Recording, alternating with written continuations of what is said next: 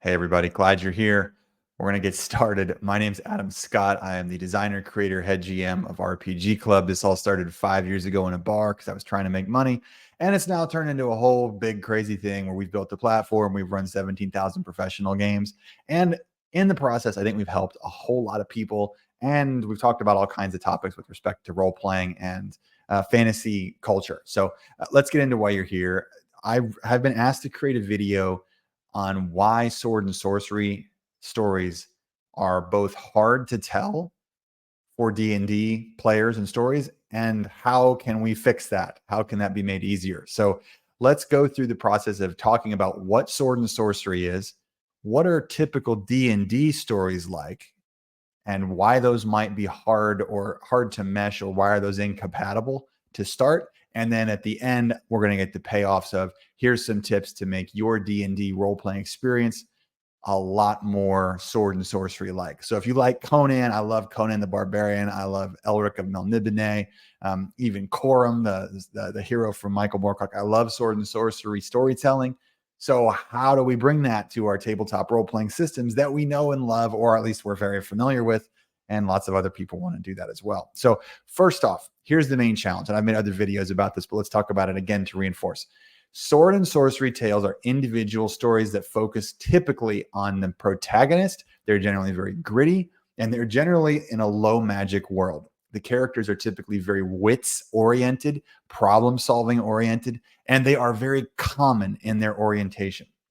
For example, they might be good at fighting with swords or sneaking around, but they can't solve the world's problems or the key challenge in the story just by rolling dice because they have a really awesome skill.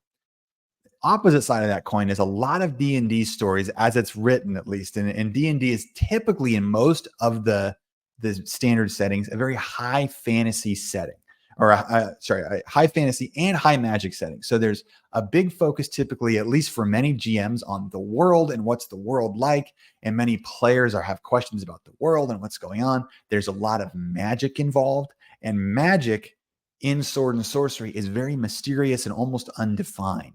Whereas in Dungeons and Dragons, traditional high fantasy stories, at least as many of the rules are written and kind of the base modules are set up, is very much a high magic system where lots of characters have magic. There's stuff happening all over the place. The gods are being summoned.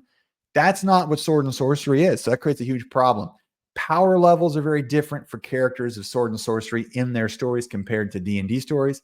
By the time most D&D characters hit level 4, 5, 6, 7, 8, as they go up that ladder, they're almost so powerful they can't be contained in a single town, village, or region. Like, they have to solve epic problems because their abilities are so epic in terms of orientation. Sword and sorcery is not that. It's much smaller in its orientation, focusing on local individualized stories that focus on character growth. So those two things are incompatible as they are written for many, many groups who try to seek, I want this sword and sorcery experience. How do I do it? We got to know what the difference is so you can apply it. Here's the biggest challenge from my point of view. D&D and most role-playing games, they're a group-oriented game, which I think is great. Like, everyone who's watched my videos knows that I'm all about everybody having a chance to get involved and create positive communities and positive group experiences where people are working together. And I think that's all awesome. The challenge is sword and sorcery is typically about the individual. It's going back to Robert E. Howard's Conan stories. It's all about Conan and what he's dealing with and how he's solving problems and the struggles he's going through. He is the focus of the entire story. Lord of the Rings, that's high fantasy, and it's a much broader palette where there's lots of supporting cast and every character has their strengths and weaknesses. That is a better descriptor of many D&D parties when players come together and say, like, hey, what qualities do you have? Or, hey, what qualities do you have? Let's balance the party. Sword and sorcery does not care about that. They're like, here's what you got.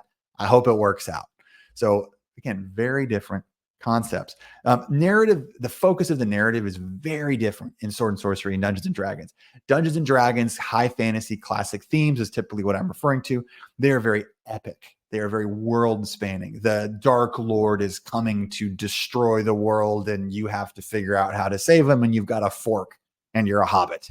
So how do you do that? Like, that's big. Sword and Sorcery is like, you stole something and you need to get away, and your character is in a lot of trouble and you don't really know why, and you don't even know who's chasing you, but you got to escape. Like, that's a very different narrative focus. So um, the big problem I also see is that D&D is set up with game mechanics to support the big epic demigod characters, whereas Sword and Sorcery is not any of those things. The Sword and Sorcery characters are often incredibly flawed, generally weak, not very skilled. And if they're good at something, it's very localized or isolated. Like Conan is really good at fighting stuff. But Conan is not like, he's not invincible. In the stories that Robert E. Howard writes, like he takes a lot of punishment, a lot of damage, but yes, he's a skilled warrior, but he's not just like, and I flick my sword and everybody dies. Like it's a brutal, awful, gross story. It's very visceral.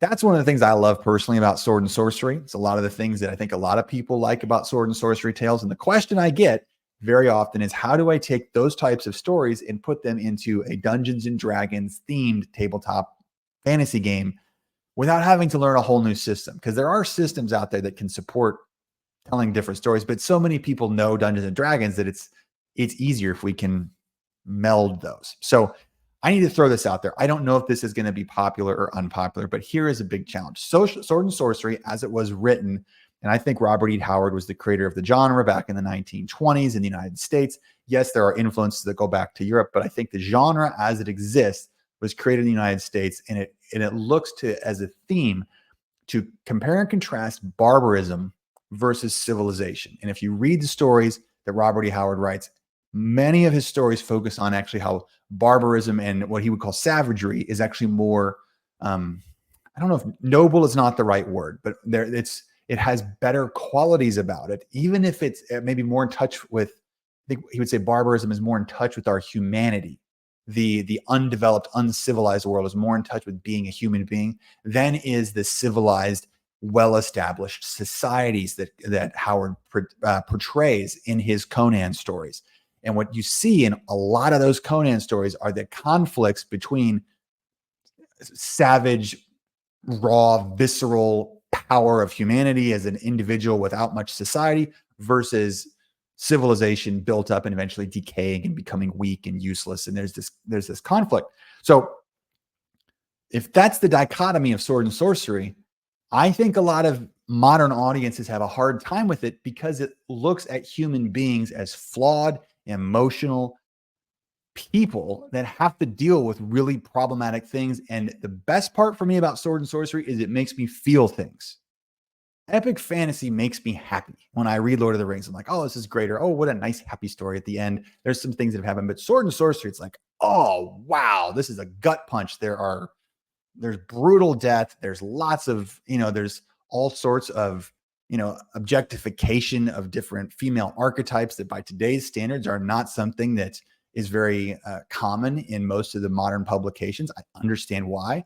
But if we're trying to figure out how do we take a Sword and Sorcery story and put it into the Dungeons and Dragons existence, being able to navigate that emotional impact of the story where we might have some things that make us feel uncomfortable is something we have to be able to accept. If it's not for you, that's totally fine. And I get that. Like, it's not for everybody, but I get this question a lot.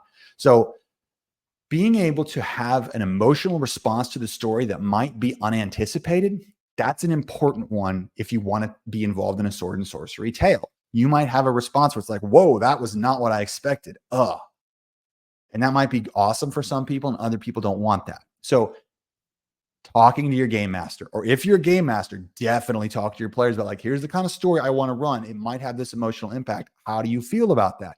Because it's not fair to put players in like a Conan the Barbarian story when they're like, yay, we're going to be happy, fun hobbits and discover little woodland creatures. Like, that's not cool.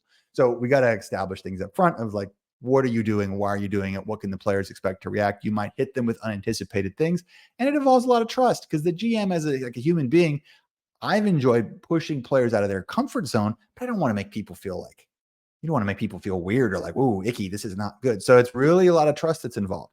But I think that is necessary when you want to tell a Sword and Sorcery tale. So that's a huge caveat. But here are some tips with respect to the game itself, so you can make your D&D setting seem more like a Sword and Sorcery setting once you've established the emotional framework for how the campaign might go. Limit magic. Sword and Sorcery is not about magic dominating the story. It is at best. If magic is present, it's rare, it's mysterious, it's unknown, and it's really scary. And it's usually the villain. So keep that in mind. Focus on gritty, realistic details. This is a story that is about the nitty gritty, the nuance, the personal storytelling. It is really small in scope, and the little things matter. The pouch that has some coins and a bone from someone that somebody slayed, that might be really significant in the context of the description. So getting focused on the gritty details is really important. Your characters typically should be focused in a sword and sorcery experience on their physical capabilities and their wits or cunning, like their ability to solve problems. They should not have stacked magic powers where they're calling down the gods to help heal everybody. Like, this is a more realistic environment where the heroes don't have access to those kind of mystical powers. They might be present in some context of the story, but they're like just off screen, or they're very shaded up, like they're alluded to, but that's part of the mystery. Simplify. Keep your story nice and simple, and do not go into too much detail on things. Caveat to this: keep the pace moving. One of my previous videos, I talked about the importance of pace creating really important immersion.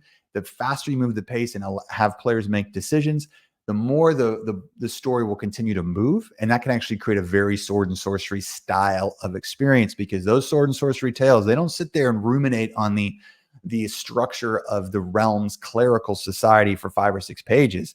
It's like, hey, there's a cleric. He's coming to kill you or whatever, kill your character.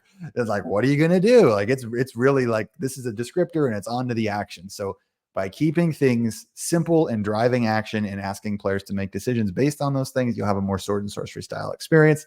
And lastly, you really got to encourage role playing, because sword and sorcery, as it is about characters and individual character growth, especially like the Conan stories, the Elric of Melniboné stories, these are about characters growing and developing. They're flawed, they're imperfect, they're maybe not the best people in the world, but they're going on these personal journeys.